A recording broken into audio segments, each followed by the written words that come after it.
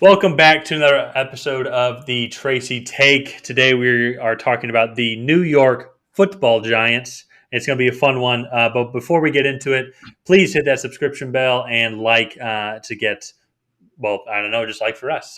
Anyways, getting into it, New York Giants potentially could have been the division winner last year with a whopping 6-10. But as we all know, Philadelphia really kind of obviously blew the game on purpose. It wasn't because they sucked last year; it was because they didn't want the Giants to get into the playoffs. Obviously, Ryan. But that being said, New York went into the Yeah. offseason, and unlike the Cowboys, they actually added a lot of receiving weapons, bringing on Kenny Golladay, Kyle Rudolph, also John Ross as well, which will be very interesting to Mhm. see how that affects their offensive production, so to say, because offensively they were not really that great last year. But I think we'll get Yeah. into that in a little bit. I really kind of want to talk about the defense because it was kind of a shock for me because they were so bad last year. They had the ninth ranked defense last year. I didn't even Yeah. realize that. It Yeah. helps that No. they're in a weak division, so they got six fairly weak offensive games. But still, having the ninth ranked defense, Yeah. that's still quite an accomplishment. Yeah. No. Definitely. James Bradburry really outperformed his expectations. Mm-hmm. Xavier McKinney and Jabril Peppers held it down at the safety spot, and all around, I think their defense was just really outperformed what a lot of people thought it would. Uh, and so expectations this year for the defense are pretty high, Yeah. especially after they drafted Azeez Ojulari and Mm-hmm.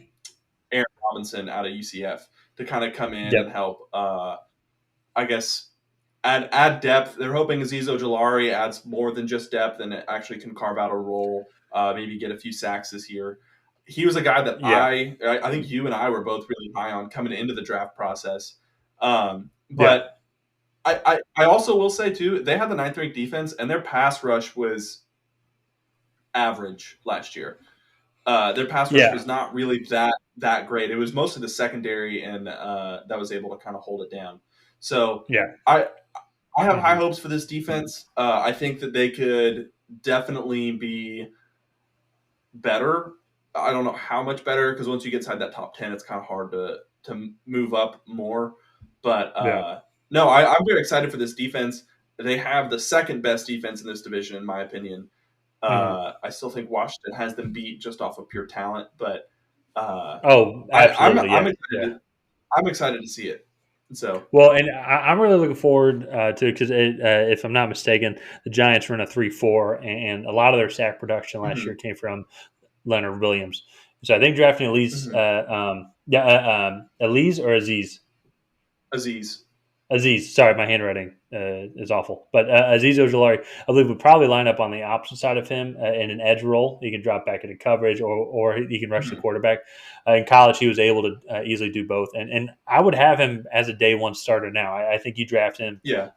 specifically for that role. But you have Lorenzo Carter and Blake Martinez as well, who Blake Martinez led the team in tackles last year.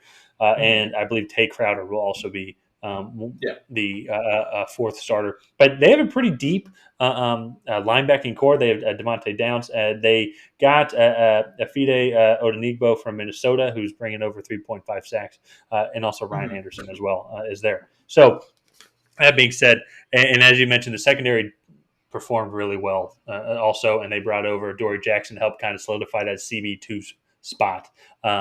So all in all, I think this Titans, not the Titans, Dory Jackson played for Titans. I got Titans on the brain. But Yeah. I think this Giants defense is going to be very well. And frankly, they're going to need it because that's a nice segue, I think, to the offense. Um, Yeah. it's I didn't follow the Giants too much in 2020. Didn't understand the skepticism of Daniel Jones, but I do now. I'm looking at these stats, and over 16 games didn't even break 3,000 yards. An 11 touchdown performance or season, 10 interception season as well. We are all still watching the highlight of him tripping on what should have been a nice 85-yard touchdown.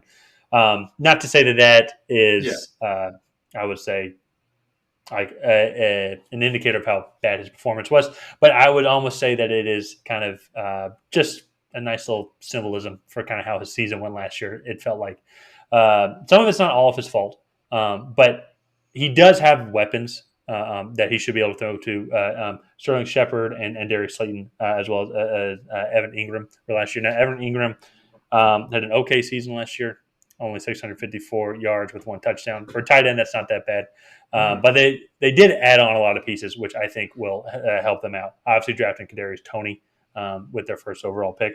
Also bringing over Kenny Golladay and also John Ross as well. So John Ross probably won't bring in as much, but I think Yeah. the real prize was Kenny Galladay.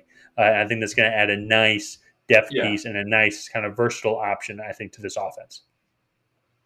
Yeah, Passing no, wise, I mean. definitely. Ever since Odell Beckham left, I think that offense has really lacked an elite passing weapon.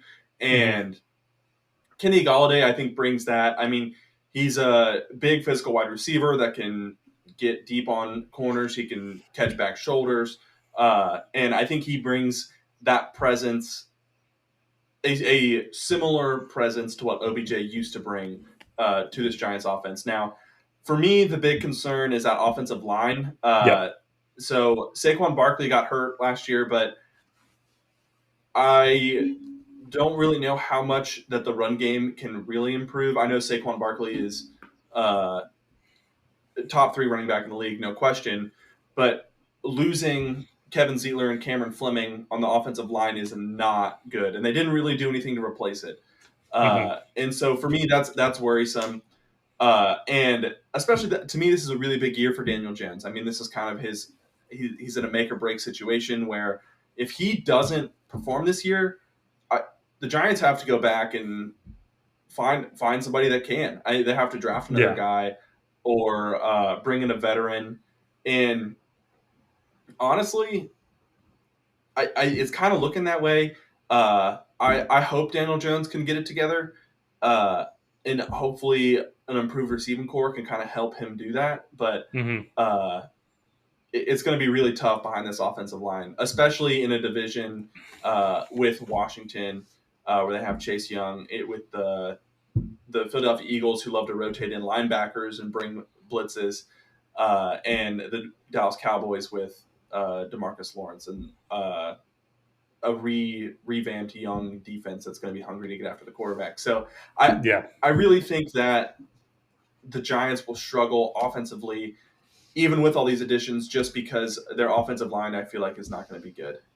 Well, and that's going to be one of the interesting things to talk about is Daniel Jones, I think, does have the potential Mm-hmm. to be successful. But it's similar, though, I would say, with Sam Darnold and the Jets. If you don't put an offensive line together, no matter what great pieces that you have, your offense is not going to be successful. And Yeah. just looking at the scene, I don't think any of the projected starting linemen, I don't think they rated in the 70s at all. And there's going to be a position battle for the starting job at left guard amongst kind of 2 journeyman guys, Shane Lamo Yeah. and Zach Fulton. Well, sorry, not Mm-hmm. journeyman guys, but actually the exact opposite, young and experienced guys. So there's just a lot of question marks, and it's like you're putting a lot of pressure on Daniel Jones to succeed. But if he doesn't have time to read the offense, if Saquon Barkley doesn't have time to wait for holes to be open, or if holes aren't even made for him to be open, so to say, then you're not really setting Mm-hmm. up any of these guys for success. So I think that's going to be the No. Uh-huh. biggest, probably the biggest question mark of the entire NFC East. I mean, you can make a debate for the Dallas Cowboys defense, but that being said, though, if this New York Giants offensive line doesn't get their act together, they're going to have a similar, if not worse, Yeah. season next year. Yeah. But I do want to go ahead and get into the schedule here really quick. So they don't quite have as tough of a start to the season as some of the other teams in this division. However, I still don't necessarily think that they're going to start out all that well. I think Denver's a better team, a better offensive line, definitely a better defense, and compared to that offense with mainly a strong front seven. Mm-hmm. And then Washington, pretty similar thing, pretty similar situation. Atlanta, I just think Atlanta is more talented. And then New Orleans go to Dallas, and they play the Rams, Panthers, and then the Chiefs back in 3 weeks in a row. Mm-hmm. And then the Buccaneers week 11, and then Miami, Chargers, and then kind of close out with a few division games with Chicago thrown in there. So I have them going 6-11, and I think that's pretty spot on. They might go 3-3 in the division instead of 4-2, but again, it's all just going to depend on that offensive line for me. Yeah, yeah, I agree because if their offensive line, it's similar how like opposite they are than the other two teams that we've talked about so far. Is their defense is going to perform, but their offensive line can just be average compared to what it was last year. Yeah. They could be very successful because they're going to hold a lot of teams to fewer points than the team is Mm-hmm. used to scoring. So it's going to be, I would say, I would say 6-11 is probably going to be average. I would say maybe their ceiling is going to be 7-10, maybe 8-9, but their floor, I can see their floor being 3-14, something similar to what you had the Eagles floor as. Yeah. Yeah, So, yeah. And so it's a little concerning to me that the offensive line isn't that good, but they still do have a lot of weapons that maybe could help alleviate the fact that they can't just pack people in the box now against Saquon Barkley because they have Kadarius, Toney, Kenny Golladay, and some of these other guys. So it's going to be one of those things. We'll just have to see. But I think that's going to do it for this episode of the Tracy Take. We appreciate you guys making it this far. Please make sure to like, subscribe, and let us know what you thought about our show in the comments. And we will talk with y'all soon.